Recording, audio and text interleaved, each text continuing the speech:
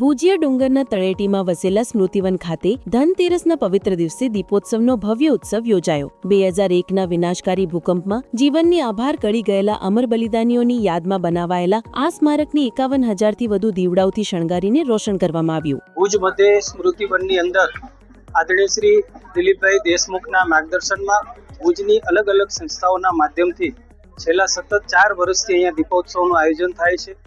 આજે અહીંયા 51,000 દીપોને અહીં પ્રજ્વલિત કરવામાં આવ્યા છે અને દીપાવલીની અહીંયા ઉજવણી કરવામાં આવી છે। ફ્રેન્ડ્સ ગ્રુપ અને વિવિધ સંસ્થાઓના સહયોગે આયોજિત આ કાર્યક્રમમાં મોટી સંખ્યામાં લોકોએ ભાગ લીધો અને આ વર્ષે તો દીપોત્સવ સાથે આતશબાજી અને રાસોત્સવે પણ આ કાર્યક્રમને રંગબેરંગી બનાવ્યો।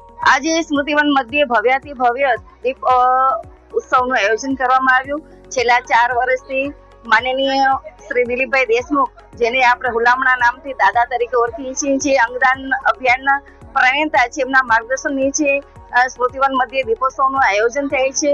51,000 દીવડા આજે પ્રગટાવવામાં આવ્યા અને સાથે બધી બહેનો લાલ સાડીમાં સજ્જ થઈ અને રાસોત્સવ પણ માણ્યો। મોટી સંખ્યામાં ભાઈઓ તથા બહેનો આ દીપોત્સવ કાર્યક્રમમાં જોડાયા અને આ ભવ્ય કાર્યક્રમના સાક્ષી બન્યા।